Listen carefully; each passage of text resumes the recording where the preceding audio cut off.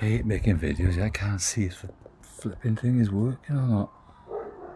Is it or isn't it? You know, I don't know.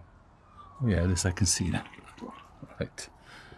Okay, so I'm making this video to remind me what to do next time, because look at that Teflon tape there and that joint there. That's a new bush. I can't see it. Okay, so this is only for my benefit, for memory, right? All this plastic pipe down here, I'm touching now, all of this is fitted onto the pipe, is the correct bushing, because I went to about 8 plumbers and I went to Woolsey's to get this clip here, because this pipe's the wrong size, so that never needs to be touched again. All that bush here is good, right up to there. All this plastic here is all new and it's all fitted. It's not leaking and it won't leak. It really won't. But what is new is this little brass bush you can see here, which is a dropper for the thread to this tap thread, which is here. So all this connected to the mains, all the plastic on here, it never needs to be touched now. Obviously in here there's a washer, you tighten down on the tap, it tightens down on the washer, they go inside, but when you try and part this here, obviously if this leaks you can put PTFT tape in there, but inside this body is the actual tap washer. They're just not worth changing. They're just not worth bothering. It's so difficult to part these two pieces of brass. See the line there? It's so difficult to part those two pieces of brass. You're going to break something anyway. The taps are about a tenner now. This is 2024, so if it leaks, this goes, anything goes. Anything, because the plastic will never go. The plastic will never go. All this plastic, it will never ever go. This little brass bush is a reducer for the thread for a smaller tap. So what will go, and the only thing that will go in this now is the tap washer, which is in here, where I've got my knife now. They are not worth it. I've heated this with a heat gun to part it and put a new washer in. I don't know why I did it, because I'm so concentrating on getting it done. I should have just parted it here. You can undo it. You can see the PCFE tip I've left hanging out. Just open it up, take it off, take it down to B&Q and say, give me one of these please, and then come back and put it on. You don't even need any tools much. Just a little shifter on that. There, you don't even need any. I've left that hanging just to remind me, but I'm making this video to remind me about it as well.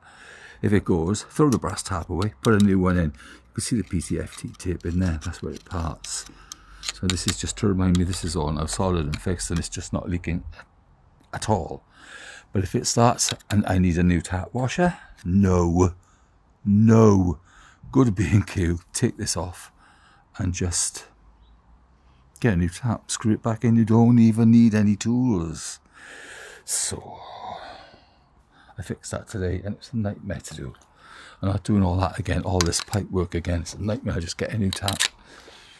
And now we've got a record of what happened and where it parts and what to do, just for my benefit. Now, as I'm here, the stopcock, there's 2 stopcocks down here outside number 1 Rosebery Terrace.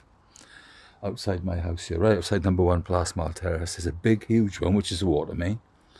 And there's a little one. Listen to yourself, Tom. There is a little one just to the right of it that gets covered in grass. You can't see it. Even though 20 years ago, when I last switched it off for some reason, I painted it yellow. I made a little yellow line onto the road. That little yellow line is still there. Luckily, because I'd forgotten all about it, I dug all the grass up with a spade and I managed to get in. Now when I got in, you can't turn it. So what you need to do is, because it's deep, it's elbow deep, it's arm deep, it just won't move. So you need to get a piece of wood, cut a slot in the wood so it fits over the tap, like this. I'm talking about now, outside the house, not this tap. The piece of wood fits over like that, and then it goes up. And at the top, cut another slot, or put a spanner on it, and turn it like that. So you've got a big, long, arm-length tool, elbow-length tool that fits right down. put a square spanner on it and just turn it, and obviously anti-clockwise to open it up. But of course, when you first go down to it, you need to screw it down because it's open.